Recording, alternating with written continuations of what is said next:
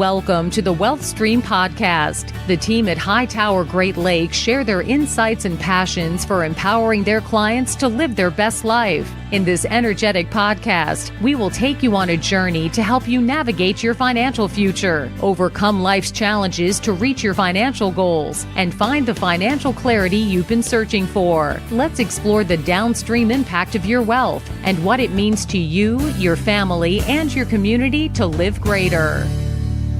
Hello and welcome to the Wealth Stream with Tim Scannell from Hightower Great Lakes. Today I am excited. We have a special guest. Tim has talked in the past about his team, and last podcast he alluded to the fact that he's going to start bringing in some of those team members in to do interviews and just let the audience get to know him. And me too, because I have not had the opportunity to meet Hannah Boggs, and Hannah is our first guest. Good morning, Hannah and Tim. How are you? Good morning. It's great to be here. Yeah, good morning. It's great. Thank you. All right. Tim, you've talked about the team for a while, and we've talked about them in lots of podcasts, how you could not do your job without them. And I agree that having a good team behind you and supporting you is the best way to operate a business. So tell me, why did you bring in Hannah, and why is she number one? I brought in Hannah specifically because of her, she's a director of communications and marketing. And I usually meet with clients all the time, so they see me, we do the analysis, we communicate, we prepare the plans, we're doing the monitoring, I'm in the meetings, but oftentimes the clients don't see what's really behind the scenes. And there's nothing, I could not possibly do the planning we provide for clients without our team, and Hannah's a big part of it. Specifically, once clients start working with us and they're onboarded, we've implemented the plan, we're monitoring, they've got a meeting schedule where they're seeing me, but a lot of communication happens that I don't generate, that the team does, and then specifically with Hannah. So I thought it would be great for clients to, the people out here to meet her, get to know her a little better, and then hopefully Hannah can explain some of the benefits of some of the things that she's doing with communications. All right, fantastic. So where do we start today? What do we want to talk about as far as, Hannah, what do you want to talk about today? This is your podcast, really. Great. Well, I guess I could just start by talking about some of the different things that I do that maybe clients aren't even aware that I'm doing behind the scenes for them. Yeah, you're the wizard behind the curtain, right? Is that what exactly. I'm kind of getting the feel for? Call me Oz. All right, Miss Oz, what's going on? So where do we start? What is your first interaction, I guess, with a client or a new client? Probably one of my first interactions with a new client is when they're coming in to meet with Tim or another member of our team. I'm one of the first people that they see when they walk through the door. So I introduce myself, I connect them with Tim, and then bring them into their meeting. But then really, that's all the personal touch that I really get with them. Mm-hmm. And then from there, my job with our client goes a little bit behind the scenes. So from there, once they're onboarded, we start connecting with them and communicating with them via email. And I'm that person behind all the emails that our clients will receive. So, nice. We send out all sorts of emails, such as right now we're sending out a lot of tax reporting, telling when certain forms are going to be coming out. We're always sending out weekly market reports and updates. So that's something weekly that our clients know will come out. We also do things such as portfolio changes. So anytime something changes in their portfolio, we're alerting them of that so that they're not blindsided. Gotcha. So, you really are the communication hub for the practice. Yes. Fantastic. Yeah. That's something that I am not gifted with. I am not good at email communication. Tim will attest to that because Tim and I talk by email every once in a while, and all of a sudden I look, I'm like, oh, Tim emailed me 2 days ago. Yeah, I'm like, crickets. I'm hearing crickets. Where is he? I know, right? I'm terrible at that. So I don't have a Hannah. For me, I would love that. So I know that Tim and the team appreciate it. When there's a term called a DOFI in the industry. Some people know it, some people don't. It's the director of first impressions, and it sounds to me like that's a lot of what you do. It's usually a person who has a great personality, is highly relational, and can make that really good first impression when somebody first comes in. And you covered that. And then we've talked about a lot of the behind the scenes emails that you're doing, communications in that aspect. What else are you responsible for within the practice? I am responsible for all communications, marketing, online, in person. Oh, okay. I'm also in charge of event planning. So any events that we're doing, which we have quite a big amount coming this year. So I'm really excited to kind of introduce those and send out some invites. So everyone be watching out for those for the different events that we'll be hosting this year.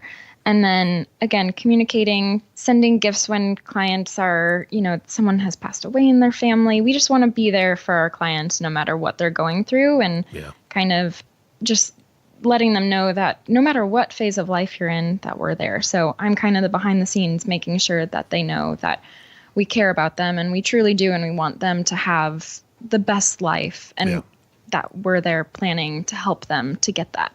Yeah, no, that's fantastic.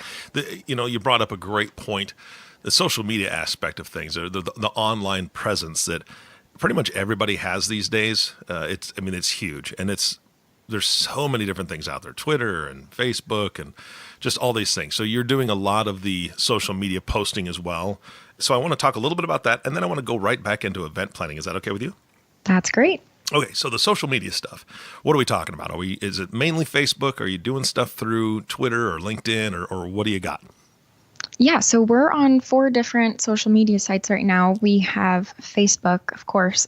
We're on LinkedIn. We're also on Twitter. And then we just started Instagram this past year. So we're on those 4, right. And each one is a little bit different. So, whichever one you prefer is the best to follow us on. And since we just started Instagram, I'm also looking forward to doing more like Instagram stories to educate our clients even more. And I think that's a great platform along with Facebook. I know a lot of people really enjoy following us on Facebook. Yeah. Tim, do you have an Instagram? I do. You do? Hannah manages it. Okay. So it's interesting because my mom will awesome. say, Tim, I saw a photo. And I say, well, Hannah put it up there. So. Yeah. Well, and that's the beauty of it. That's exactly why I asked the question. I don't have an Instagram. And I really look at, Facebook is more old school. I'm very familiar with it. I teach Facebook integration to a lot of my clients. But Instagram, I don't do much with. And I know my daughter does. And so I know that the younger generations, the younger folks, I don't want to just label millennials, but a lot of the younger folks are doing more Instagram stuff. So it's great to have that communication and to always be evolving. So Hannah, that's fantastic. I'm glad you know it because I have no clue how to use Instagram at this point. Well, I think when I started in business 30 years ago, and even in the last 15, my town, my community is right here in Valparaiso in Porter County in Northwest Indiana. But as we're meeting with more and more younger clients, but I also find even as clients get older and they're looking to communicate with their kids and grandkids, exactly, their community becomes their iPhone, and what's going on there. And if you're not on Instagram, if you're not pushing through social media and getting on that iPhone community, you're just not connecting with them. Yeah, no, that's a very, very good point. So it's more important than ever that we're continuing to explore and evolve with those new changes that are happening within the digital media out there. Okay, so going back to event planning, I love parties, right? I love events. I know Tim and I have talked about that before, different things that him and his family do. Hannah, what kind of events are we looking forward to in this next year? Can you give us some sneak previews? Sure, yeah.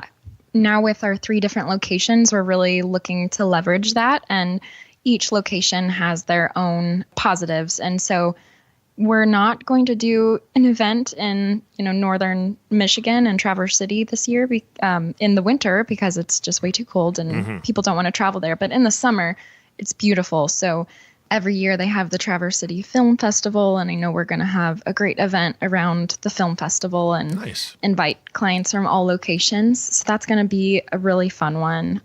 We're looking to potentially do one with, a baseball game in downtown Chicago, some skeet shooting in Valparaiso. So, it's going to be a fun year and a really fun time for all of our clients and friends. Now I wish I lived closer. If you can make it here, you're invited. Yes. Yeah. Well, once the summer hits, I'll jump on the bike and go because I could always use a motorcycle ride too. So, okay, that's great. So you kind of help organize these things and put them together. And are there small get-togethers that you're doing, or are these just like the big major events? Do you have educational events that you help with and help plan? Yes. Yeah. So those are our big major events, but throughout the year, we do all sorts of smaller events. And sometimes we actually like to connect those to some of the sponsorships that we do. So, Okay. we may buy a table for a local organization here that we really enjoy to support. And then we bring some clients and friends to that. And we just have a great time. And we also know that we're supporting our communities. And that's really what it comes down to. We love supporting our communities and sponsoring the local organizations that help it to, tick. Yeah, that's a beautiful thing. I'm all about helping to sponsor organizations and help support organizations. And a lot of people, when they think of charity and they think of philanthropic things, you're looking at big, major places to donate to. So my wife and I worked for Boys Town for a number of years, and we love Boys Town, and they're nationwide at this point. But that's a very large organization that a lot of people contribute to. But it's nice to get down and find those smaller organizations within your town, within your city, just within your own individual community that are really doing some amazing work, and being able to help support them and shine a light to them, or shine a light on them, I should say, for maybe some of your clients that are there that are interested in getting involved, because that's always a great outlet for people to be able to fulfill some spiritual needs. Well, that's what I call it, at least, a spiritual need in there, or a soul need, to be able to help somebody who's in an unfortunate situation, or an organization that really goes out there and impacts the community with education or whatever. It's nice to be able to do that. So that's great. I'm glad to hear that. Do you mind if I switch gears and get a little bit more personal now, so people can get an idea of who Hannah is on the core and what makes you tick? Yeah, go for it. Okay, so, and I asked Tim some of these same questions, but let me ask you this one. I like this one. If you had all the money you ever needed, Hannah, what would you do? Well, I also like to be philanthropic, so I would probably help all the little children if I could. There are so many great organizations that I've come across with in the past that, just break my heart, and I have such a big heart for children.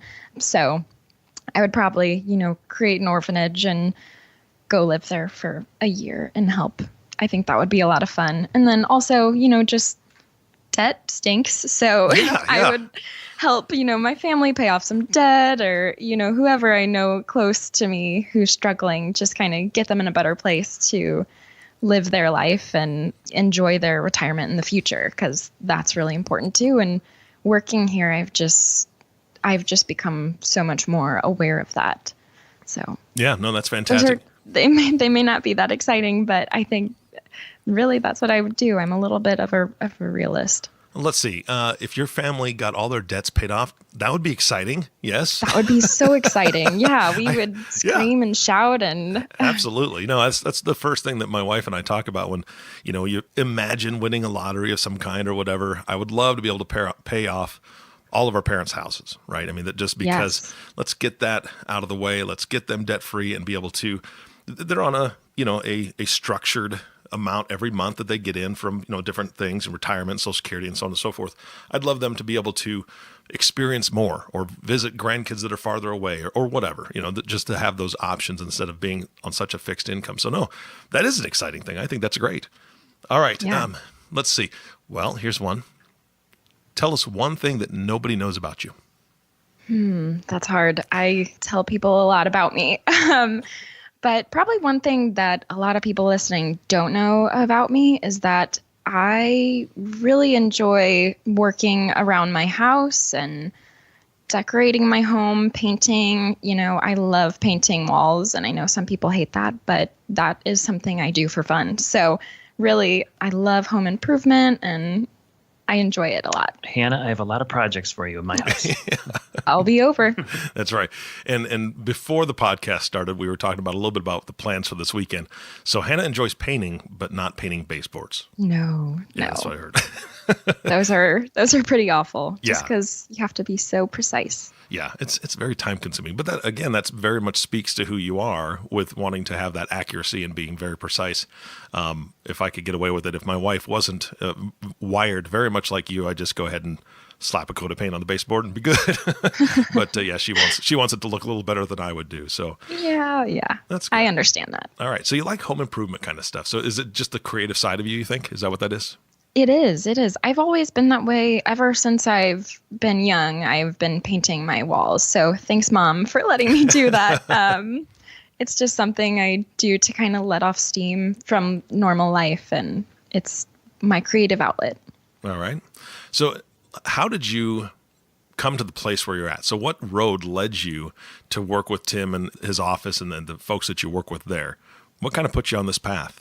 Yeah, the road to Valparaiso. There you go. In short, I actually went to Valparaiso University here in town, and I studied business marketing and, loved it. It was so great. And really graduating, I didn't even know what all was out there for marketing. Mm-hmm. I didn't graduate thinking I was going to, be marketing at a wealth management firm and for a team. But that is really what happened. Is after I graduated, I connected with Tim, and then we were talking, and he ended up hiring me. Thank goodness, because now, I love this industry, and I've really loved working for this team and with this team, and just kind of seeing the evolution of where it was when I started to now. It's been great to be a part of, and, I really couldn't imagine working anywhere else. All right. That's great. Yeah, and can I just add that, when I talk to peers around the country in other wealth management firms, a lot of them do not hire communication people, Mm-hmm. specifically job functions like that. But, I'm a recovering accountant. Wes is a math major, so I consider Hannah our chief translator in the sense that, we have these super technical things we do, and we're always trying to figure out ways to communicate them in very simple, understandable communication pieces. And so Hannah really helps us communicate better all the things that we do. And we couldn't really do any of this stuff without her. Yeah, that's invaluable. I mean, that really is, that's a key piece to any practice. So, no, that's great. If I had an applause button, I'd push it, but I don't have one of those buttons. So no sound effects for today. Hannah, I've never had the opportunity to meet Tim in person. So is he really as nice and as kind and gentle spirited as he seems on this podcast? Or once the podcast ends, does he just get crazy? Or what is he really like? No, he's probably more kind than he actually sounds. Really? Yes, he's just like, you're lucky if you know Tim, and he's just so kind, and he always wants to help people. He's always connecting people to other people who could help them. And it's just great. It's great to work for him. It's great to just see him and his family and how much he cares for them as well. He's a stand-up guy, and I'm really happy that I get to work alongside him. Okay, now I'm blushing. Yes. I'm trying to get Hannah a raise here. I'm sure she earns every raise she gets.